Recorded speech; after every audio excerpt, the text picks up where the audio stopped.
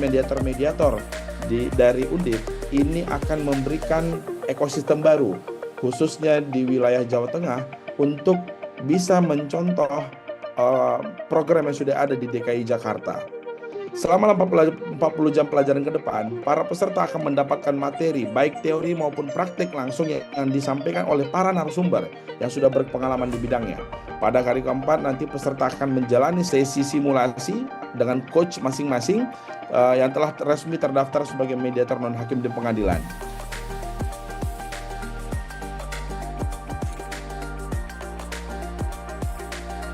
Hari demi hari, waktu demi waktu pelajaran itu harus Anda perhatikan benar. Karena nanti ada prakteknya, ada ininya. Dalam tanya jawab pun kalau bertanya itu kalau nggak keliru ada nilainya itu kalau nggak keliru. Sehingga jadikan Anda nanti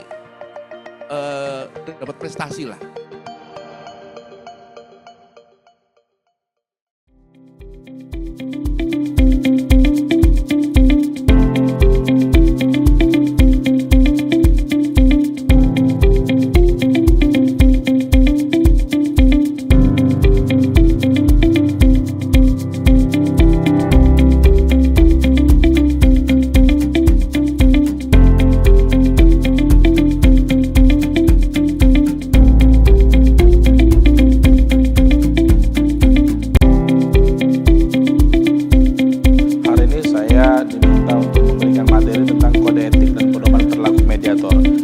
Materi ini sangat penting karena ini merupakan pedoman bagi seluruh peserta nantinya saat mereka lulus menjadi seorang mediator dalam menjalankan tugas dan kewenangannya sebagai mediator saat berpraktek nantinya. Untuk itu materi ini sangat penting sebagai panduan dan pedoman untuk teman-teman menjalankan tugas sebagai mediator.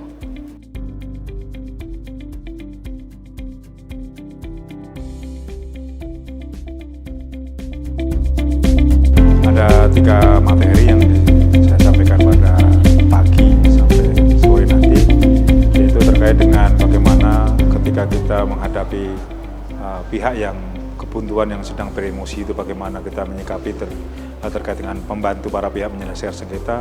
Kemudian setelah itu kita juga ada materi kedua tentang analisis manajemen konflik, bagaimana konflik itu kita definisikan, kemudian bagaimana kita mencoba mengikuti pola pikir para pihak, kemudian kita carikan solusi ke depan bagaimana untuk membantu mereka mengetahui apa dan bagaimana terkait penyelesaian perkara yang mereka hadapi. Kemudian yang ketiga tentang merumuskan hasil mediasi itu bagaimana, kesepakatan perdian bagaimana penyelesaiannya, apakah berbentuk kesepakatan atau nantinya akan dibuatkan akte. Nah, itu pembelajaran yang bisa dipetik pada forum kali ini.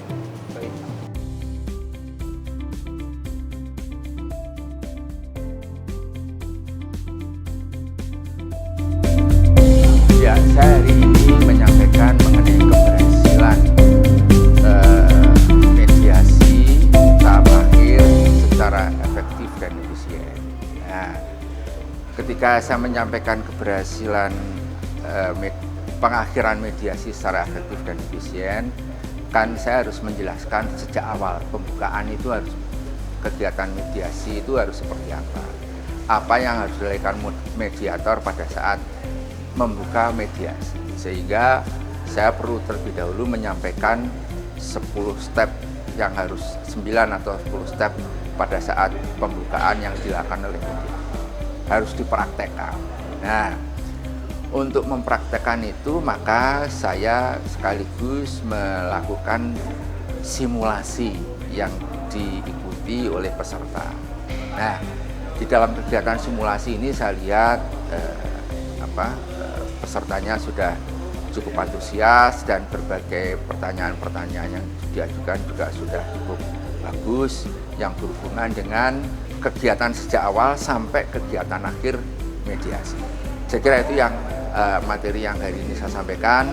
Hal-hal yang sifatnya teoris saya sampaikan lewat di bahan materi ada, tapi tadi saya lebih cenderung pada praktek yang harus yang terjadi di lapangan pada saat dilakukan mediasi.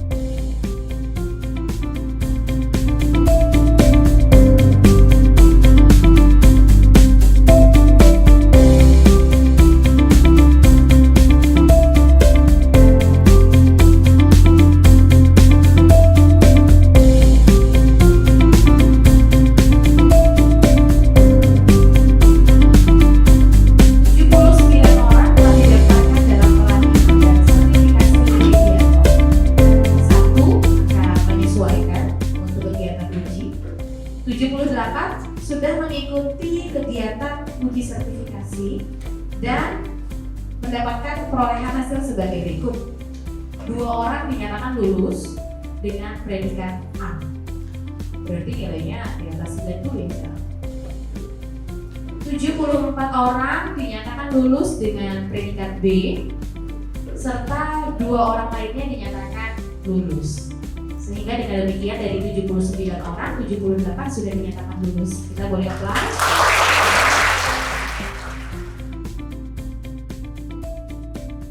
Baru kali ini loh, betul-betul yang Mbak Dian jarang ya di kampus yang mahasiswanya diberikan pelatihan untuk berpikir sertifikat seperti ini. Begitu lulus banyak Bapak dan kurang. Nah itulah, jadi nanti tolong yang sudah diberikan ilmunya kepada tadi oleh khususnya kepada Bapak Ibu dosen dari audit, tolong selalu dirawat, dibaca-baca lagi.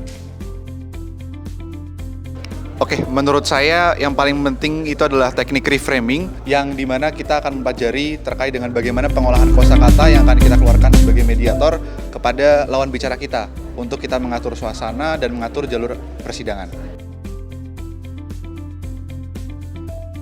Menyenangkan sekali menurut saya, dan juga materi yang diberikan juga sangat membantu saya dalam menjawab setiap soal yang ada. Seperti itu.